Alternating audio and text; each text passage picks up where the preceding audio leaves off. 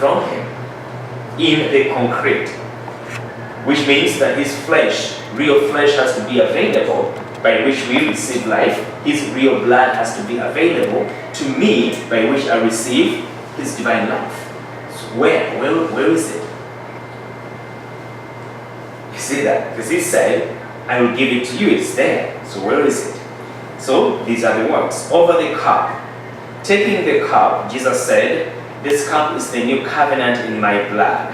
So those words basically are reminiscent of Exodus 24, when the Hebrews ratified their covenant relationship with God, the covenant of Mount Sinai.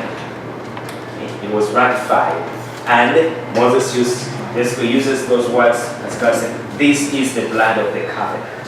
So Jesus says, this is the blood of the new covenant, which will be shed for you. Shed for you.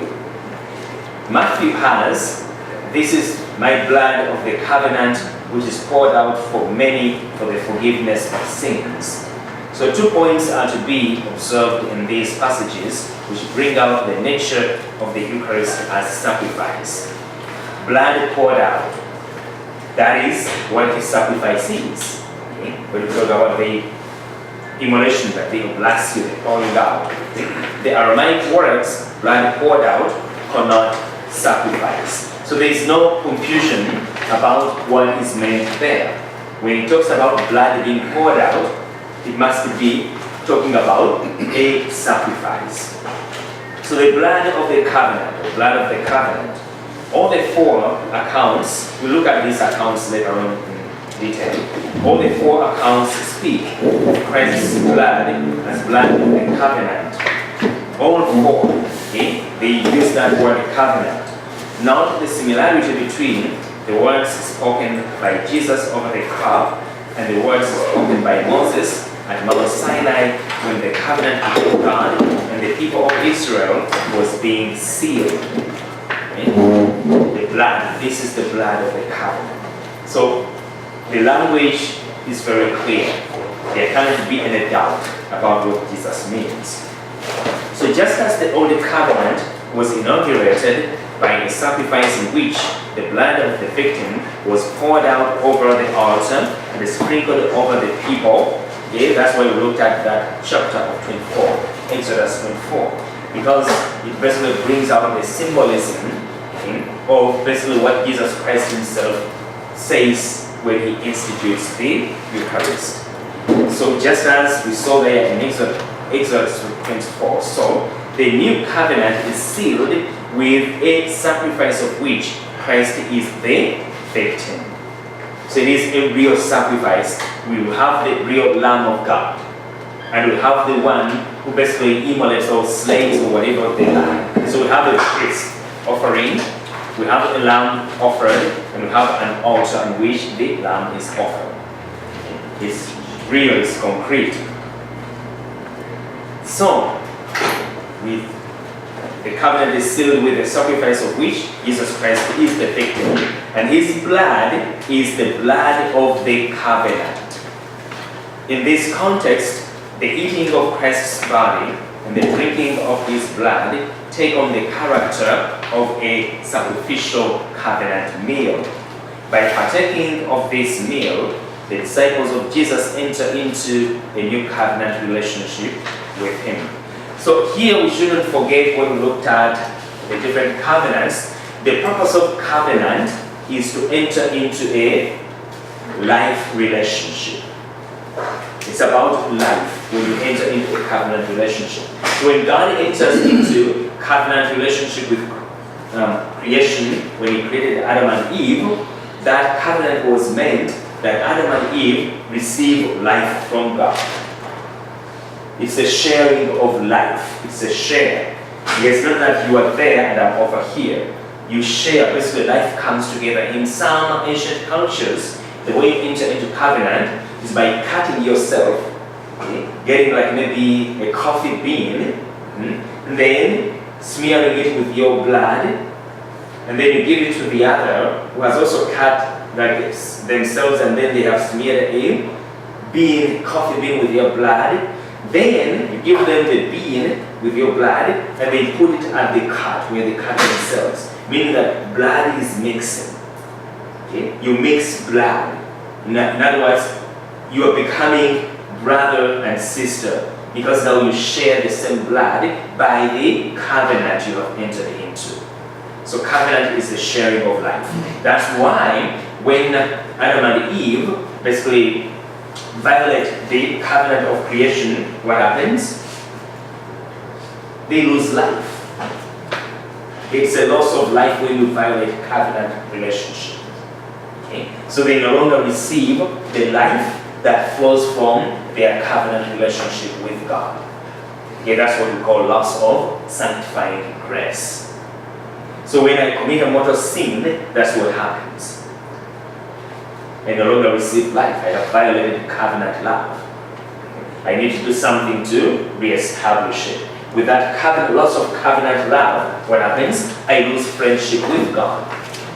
That's why we see that the first fruit or effect of the sacrament of reconciliation is restoration of friendship with God through the reconciliation we receive. Because I lose that friendship, I have lost life.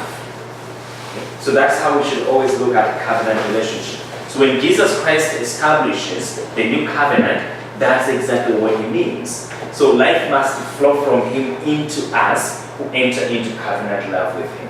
In other words, his life must dwell in us.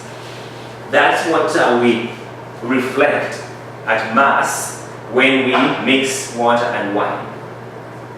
Okay. Through the mystery of this water and wine, when we share in the divinity of Jesus Christ, the wine represents the divinity, who humbled himself to share in our humanity, water representing our human nature. Okay. So it's like we call it liturgically a wonderful exchange. He became man, human, that we may become children of God. Okay. He became man that we may be divinized, okay. Sanctified, made holy. So how do I become holy if there is no concrete way of receiving life from Jesus Christ? And how is that covenant, because it's the covenant of life, how am I alive in the covenant, in that covenant relationship, if I'm not receiving life from the other? Because life is a lived reality. So that's why we say our faith is not something we simply talk about, but it is a way of life. A way of life that looks like the life of Christ, because truly we share covenant love, meaning covenant life.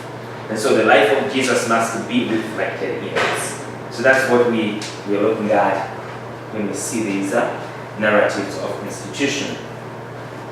Okay. So each time we celebrate the Eucharist, we renew the covenant. What does that mean?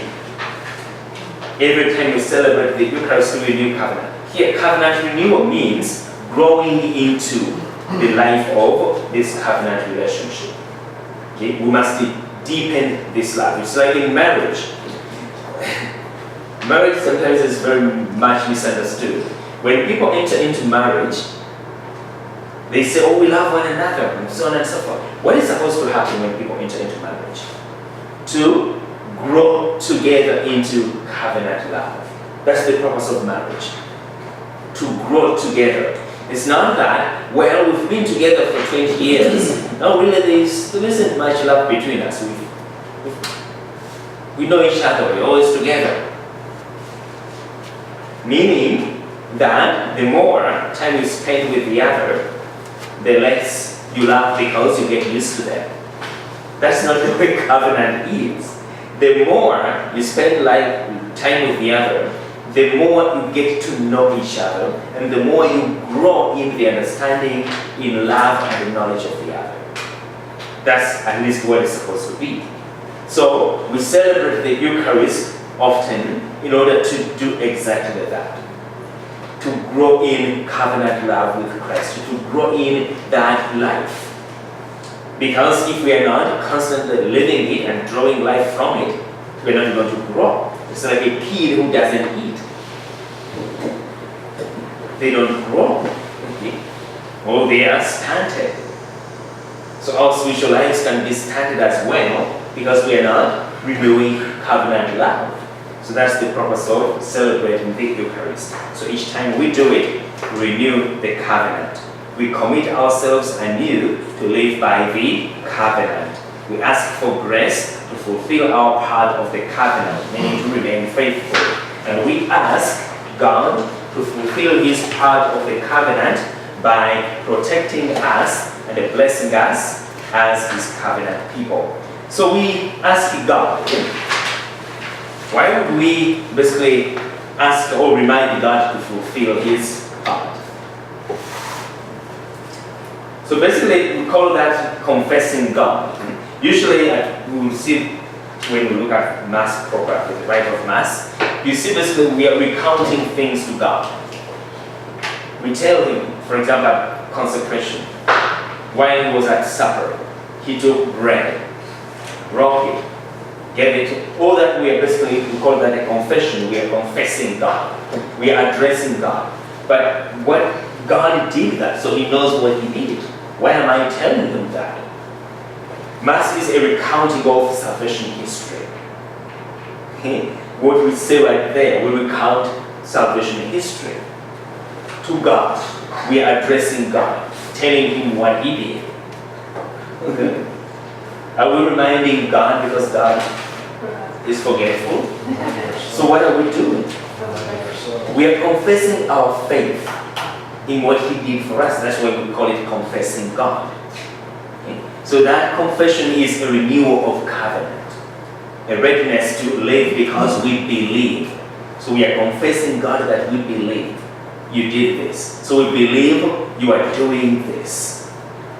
Okay? It's not only that you did. That's why we come from the past. Okay? While he was at supper, he took bread, gave thanks, and he gave it to his disciples. Now we don't say, and he said, saying, now we are in the present. We are in the present because salvation history is here and now. It's not just a history in the past, but it is a lived reality of covenant love. Okay, so the twofold sign formula. The double formula, wherein a clear distinction is made between the body and the blood, the separation of which causes a person's death, suggests of itself the sacrificial death of Christ. So when he took bread and said, this is my body and the blood. So when you sacrifice an animal, basically there is that separation of the body and the blood. So that's what is reminiscent here. Okay? He took bread and he took the cup to show really that this is a sacrifice, because there is the separation of body and blood. So the breaking of the bread and the pouring out of the wine symbolize the wounding of his body and the shedding of his blood. So that's why a priest cannot consecrate only bread or only wine. If he does that, there is no Eucharist. When you talk about the Eucharist, we can't say the Eucharist is invalid. The Eucharist cannot be invalid. Okay? It's either is or it is not. We can receive it unworthily, but the sacrament itself can't be invalid. Some other sacraments like marriage can be invalid, but the Eucharist cannot be invalid. Okay? If it is the Eucharist, it is the Eucharist. Okay? If it is not, it is not. So that's why we can't receive the Eucharist invalidly. Because it is valid, period, or invalid, so it's not there. So we cannot receive it invalidly, we can only receive it unworthily. Okay? One can receive matrimony invalidly. Okay? So the priest can invalidate basically the act of Mass by not doing what the church does, in which case we don't call it an invalid Eucharist, we say there is no Eucharist. So the context of the institution, the sacrificial character of the Eucharist is also suggested by the context of its institution, which took place during the Passover supper, the night before Jesus gave himself on the cross for our salvation. So what did they do at the Last Supper, or rather during the celebration of the Jewish Passover? Of course, they had to sacrifice a lamb, just as they did in Egypt. Okay, so that's what they did to commemorate the Passover. Okay. So, and of course, when you read the Gospel of John, you will see that when Jesus is sacrificed on the cross, the 9th hour, around that hour, that was the time when the sacrificial lambs for the Jewish Passover were being sacrificed. Okay, so now he is replacing all that because he is the sacrificial lamb. Okay. So, the Jewish Paschal supper was a sacrificial meal during which the Paschal lamb that had been slain and offered in sacrifice to God was eaten as a thanksgiving and a memorial of the night on which the firstborn sons of the Israelites were spared and all the people of Israel were delivered from Egypt. So again, the Paschal lamb has to do with deliverance. That is a very important thing. Deliverance from bondage, from slavery, from basically sin, from oppression. That's what sin does. It oppresses us, it keeps us in bondage, it's an enslavement. So we need to be freed from it. So that's what the Paschal lamb does. That's the purpose of the sacrifice. We call the Paschal sacrifice. So the three synoptic gospels, that is Mark, Luke, and Matthew, okay, that's what we call the synoptics. They're called synoptics because it's a synopsis. Those three gospels, they're similar in structure. Okay, they report mostly the same things. The Gospel of John is different in its structure. So that's why it's not called part of the synoptic gospels. So the three synoptic gospels describe the institution of the Eucharist as taking place in the course of the Passover meal, with words and gestures suggesting that the Eucharist is the fulfillment of the Passover. So this is a very important thing. During the Paschal meal, the Passover meal of the Jewish Passover celebrations, that's when Jesus Christ institutes the Passover. Okay? The sacrifice that saves us, spares us saves us from sin, from death.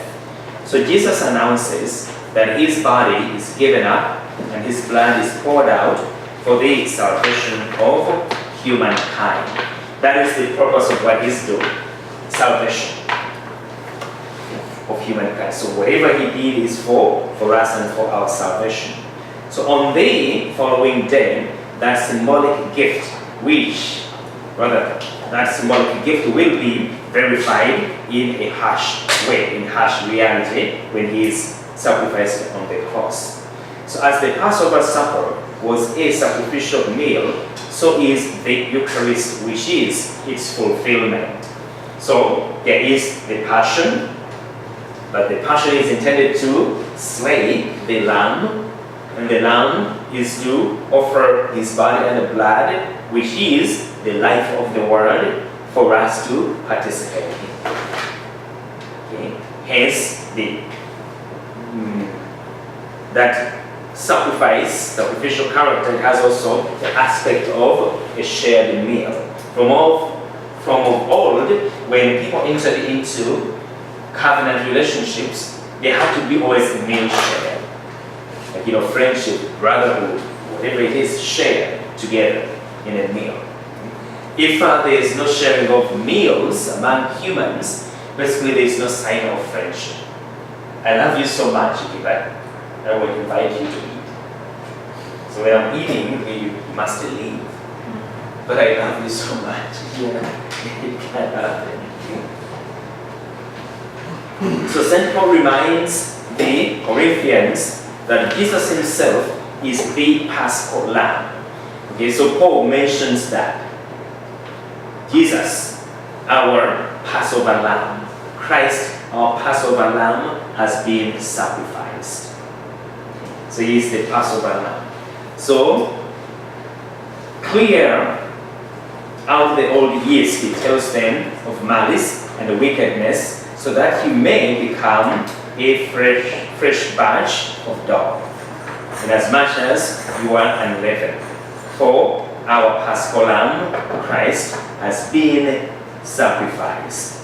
Okay, so again you see the purpose of the body and the blood, the symbolic nature of the blood of Jesus Christ, or the reality it brings about. It brings about purification. So basically we must leave behind the old yeast, because you can't receive something new and then remain old. That's why Jesus tells us, you don't take new wine and pour it into old wineskins. That's what St. Paul is emphasizing here. Okay? The old yeast must go. That's why from of old, okay, you'll see this document I gave you, the Didache. You'll see that it's reported that before you go to receive communion, what do? You confess your sins. Which chapter is that?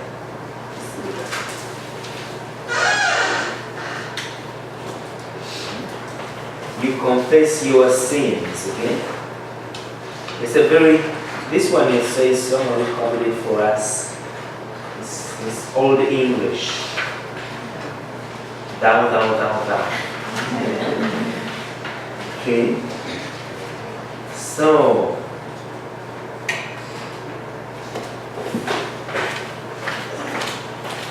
so that is translated.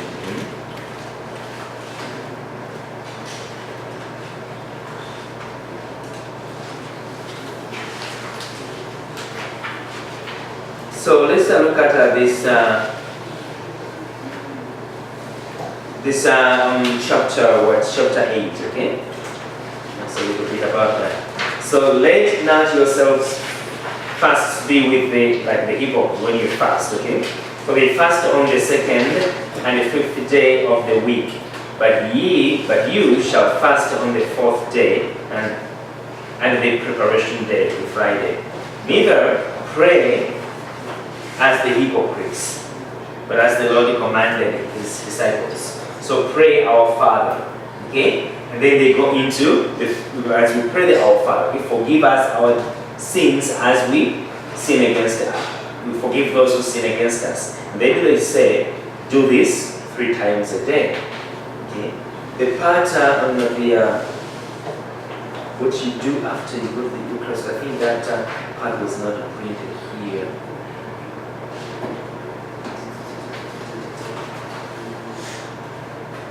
When you look at the Didache in detail, okay? I'll bring the whole document. This one I think for me is something. Okay? So, but the important thing is that you examine yourself, because the sacrifice is going to take away sin, and then you approach it as a sinner would. Okay? Acknowledging my sin, so I come before you, God. Okay? Because what you offer is intended to save me from sin. Okay, so in 1 Corinthians 10, Paul's aim is not to instruct the Corinthians about the nature of the Eucharist. Rather, presupposing such knowledge, he appeals to their understanding of the sacrament to correct an abuse that had crept into the community, that of taking part in pagan worship. Okay, so this is a very important thing, because the pagans also sacrificed to their gods. And then these people, because they came from these same cultures, sometimes they would come to the table of the Eucharist and they go and participate in these other sacrifices of pagans, sacrificed to their non-existent gods. And St. Paul says you can't do that. You can't eat from the table of the Lord and then go and eat as well from the table of demons. Okay, so that's the context, so we're going to look at that here. So the background to this problem, Jews avoided buying meat sold in the public market since one could not know when the meat had been offered, when the meat had been offered in pagan sacrifices. Under no circumstances would they run the risk of eating such meat. So members of the Corinthian community asked Paul whether they should follow the same practice. Paul responded that they were free to buy the meat. Even if the meat had been used in pagan worship, this did no harm to the meat, and the pagan gods to whom it may have been offered are nothing, they are not there. Okay?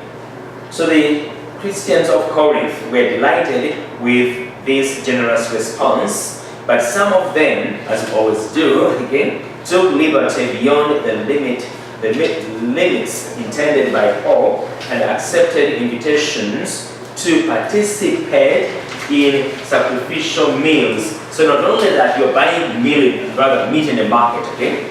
Don't care who sacrificed it.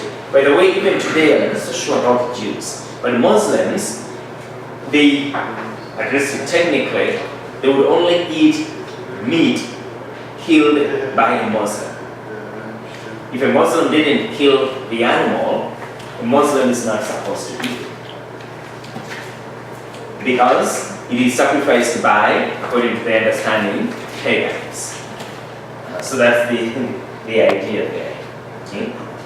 So, some took liberty and accepted, basically, participation in sacrificial meals which their pagan neighbors celebrated in pagan temples. So, you are simply told that if they sacrifice that meat and whatever and they bring it to the marketplace, there's nothing wrong with it. After all, the gods to whom they sacrifice are not there, they are nothing. So you can buy that meat and eat it. Then these people say, okay, we can do that. Then they took it a step further and went to pagan worship, claiming that Paul told us this is not no problem. Okay? It is this idea, like today, you hear many people say, well, the Pope said, who am I to judge? So you can't tell anybody, don't do this, don't do that. That's not what he meant. Okay? So, such meals were occasions of great festivity among pagans. So these broad-minded Christians, so that's not new, broad-minded Christians. We have many today. It's nothing new. So these broad-minded Christians saw nothing wrong with eating pagan sacrifices and then taking part in the Eucharist. In other words, you go and eat from the table of the demons, then come and eat from the table of Christ. So Paul rebuked them for this. In comparing the Eucharist so closely to pagan sacrificial meals, Paul implies that the Eucharist is a sacrificial meal. Now, Paul is not intending to teach the Corinthians that the Eucharist is a sacrificial meal. They know it. But because of this controversy, this problem, when you read the language he uses to basically reprimand them, you see very clearly that the understanding of the Eucharist as a sacrifice is very, very clear. Okay? So this is how he writes. I'm telling you, whom I love, to shun the worship of idols. You may judge for yourselves what I am saying. Is not the cup of blessing we bless a sharing in the blood of Christ? Look at Israel according to the flesh, and see if those who eat the sacrifices do not share in the altar. The Gentiles sacrifice to demons and not to God. And I do not want you to become sharers with demons. You cannot drink the cup of the Lord and also the cup of demons. You cannot partake of the table of the Lord and likewise the table of demons. Okay. So basically, yes, they actually sacrifice animals, and you actually sacrifice, but not animals. You sacrifice a a living, intelligent, irrational sacrifice, namely Christ himself. Okay, so comment. So in this passage, Paul draws a parallel between sacrifices of Israel and the Eucharist on the one hand, and between sacrifices offered by Gentiles and the Eucharist on the other, implying that just as these are sacrifices, so is the Eucharist. There are 3 points in Paul's argumentation.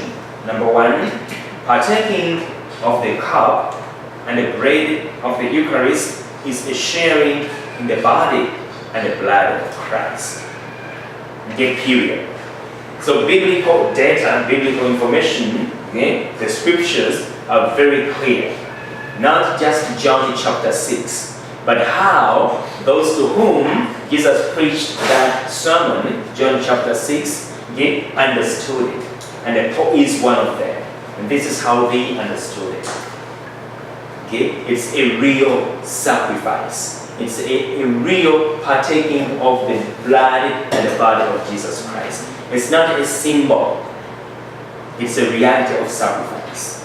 Okay? So number 2, Jews who eat sacrificial meals shared in the Eucharist offered at the altar. Okay? So when you come to the altar, you share in a sacrificial meal. So number 3, therefore, those who eat sacrifices offered by Gentiles become sharers with demons to whom these sacrifices are offered, just as you become sharers in the divinity of Jesus Christ when you partake of the Eucharist. When you enter into a covenant pact with the demons, okay, you share in demonic ways.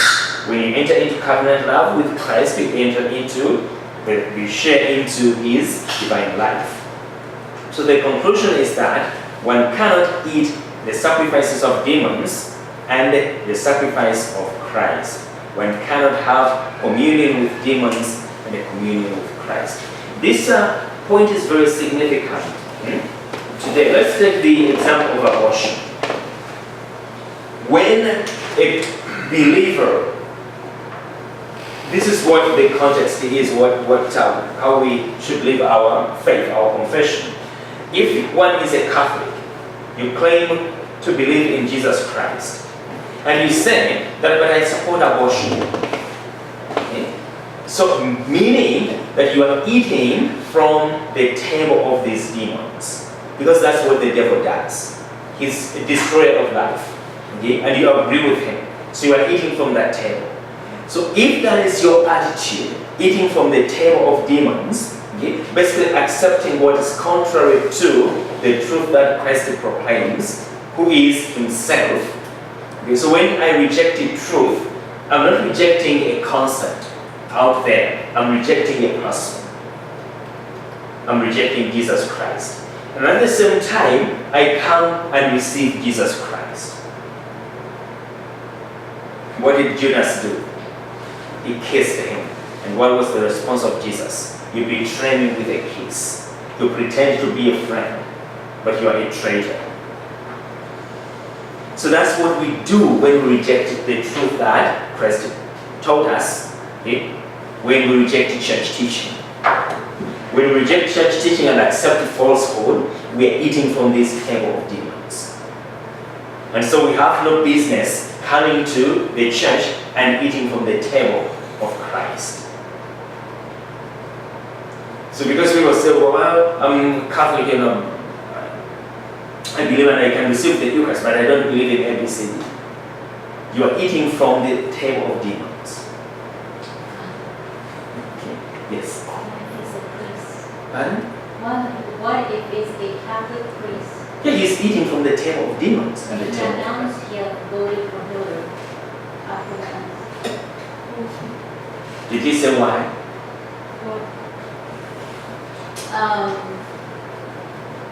He didn't precisely state why, but then someone asked him, how can you do that when she stands for the dead? What did he say? Not much. He said the other issues were more important. The what? The other issues that she shoot for or more important? Which one? And he could vote for Trump. So if you said, well, because it's one thing to say that I voted for so and so, but if you are a Catholic priest, okay, or any other person, okay, Announced it after Mass to the congregation. Which he had no business doing to begin with, okay? So announcing it to the congregation, I voted for Hillary. So Father, what are you communicating to us, okay? That what we have just celebrated is what Hillary stands for. So you are telling us that you did this, okay? But number two, as you said, if someone pinned him down, okay, and asking why did you do this, and this person basically said it very clearly that she stands for abortion, why did you vote for her? And then the priest said that the other issues are more important. Okay, that's where he get. Okay, that's where he trapped himself. Because it's very clear. You just have to be reasonable. You don't even have to be a believer. Okay? That the priest voted for Hillary because of the issues that are very important. Why? Why did he vote for her? Because he is alive. That's the only way he could vote for her. And that's the only way he could decide why these other issues were important. Because he's alive. Because someone didn't kill him. So how can these other issues be more important than the issue that makes you able to decide on those issues? You hear even many people, Catholics, say, well, I'm not a single issue person referring to abortion. Okay, you're not a single issue voter. Okay? What else can you vote? How are you able to vote? Because you are alive. It's simple logic. If you were dead, you wouldn't be here to talk about these issues. That, if the priest said that, head from the devil, even because he expressed his real intention, that basically Jesus says, I came that they may have life and have it abundantly. Life is not important. Okay? Let's look at the life. Let's say immigration is more important than life. Okay? The issue of life. Okay? I have never seen dead bodies migrate to the US. It is people who are alive. Okay? So immigration cannot trump the issue of life. The economy. Okay. One time Hillary Clinton said that I have been a champion, I've been fighting for children all my professional life. I was watching tape and I said, which ones? You know, they're dead? Okay. Yeah, so you're a champion for children and you're a champion for abortion. What a contradiction. And so, if you are a champion for the economy, okay, you are a champion who wants the economy to be better. So I voted for my vote was for the economy. We would do the economy better and so on and so forth. Okay, I want you to devise the best social programs there can be for the dead.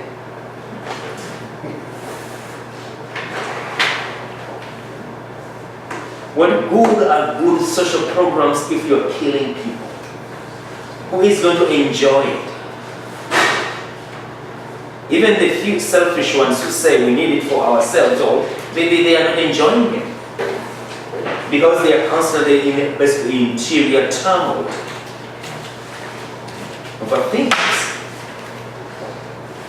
So there is no way you can get around the issue of life because and you see, this is the stupidity of people. Usually they refer to the US Constitution or whatever. All men are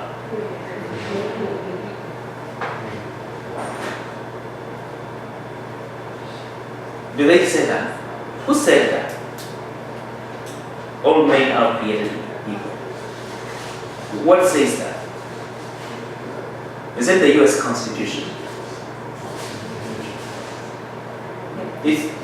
All men are created equal. And Obama used to repeat that phrase over and over again. You see the importance of that statement if you think about what he was saying. So that's why you hear me always say, when we pray, we shouldn't be like on autopilot. We should ponder and meditate the words.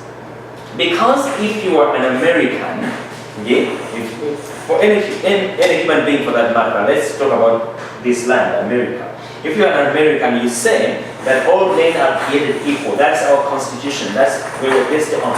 You are not saying, listen to what you're not saying. You're not saying that all men are born equal. You are saying all men are created equal. When are they created? Conception. You see, this is what we are saying there. We're not saying all men are born equal.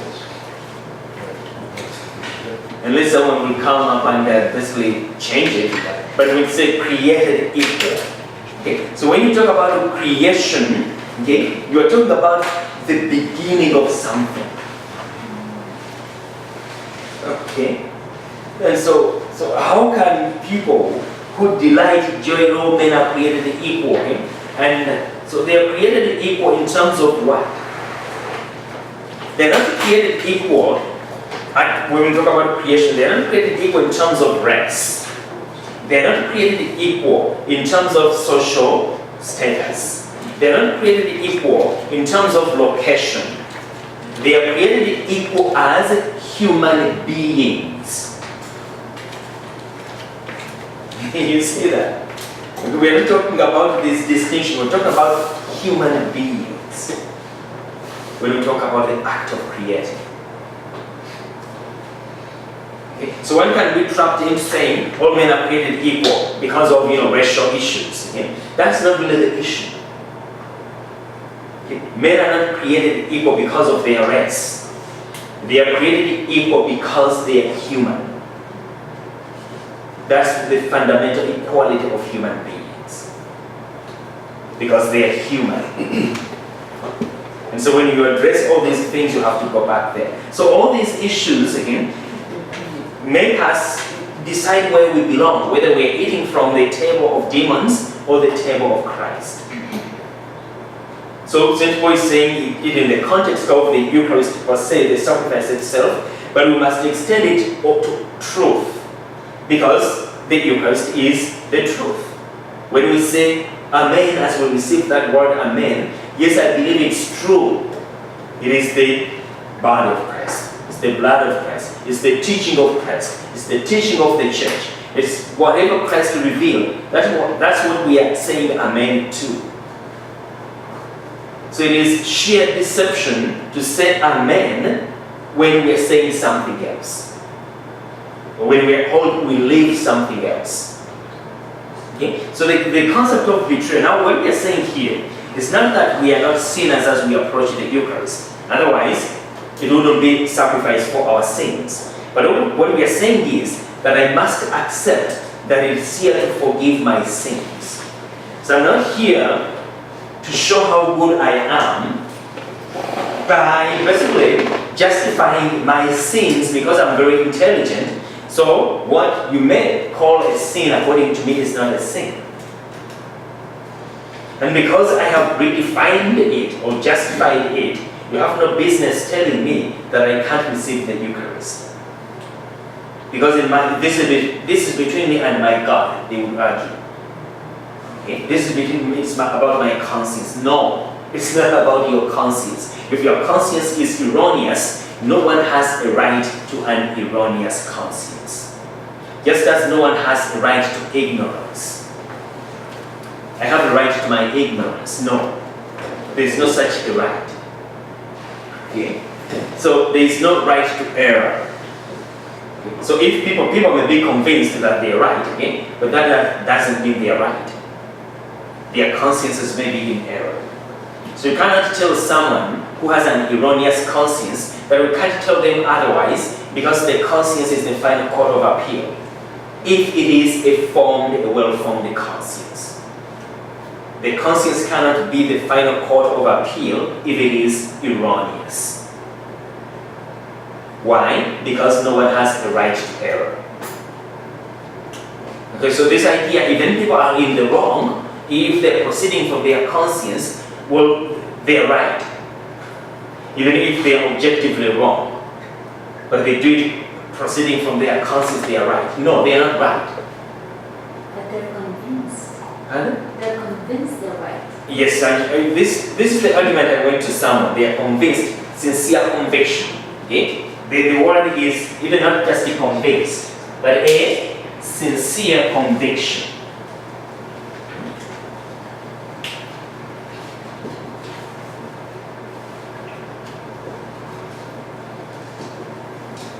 Sincerely convinced that what I'm doing is right. Someone with an erroneous conscience can be sincerely convinced. That's why we need to instruct them, because they have no right to an erroneous conscience. Okay? But they need to be convinced. Okay? So sincerely convinced. So someone told me that and said, well, okay. And someone very prominent in the church made this statement. Okay? Again, concerning this. The statement is, this is what he said. If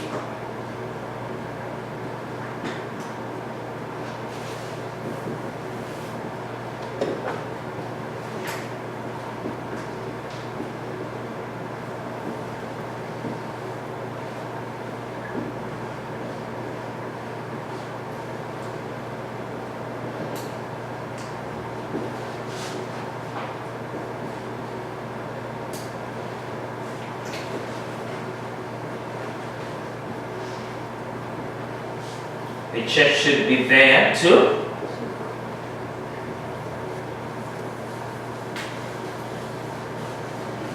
look at that statement. If people arrive at their decisions in good conscience,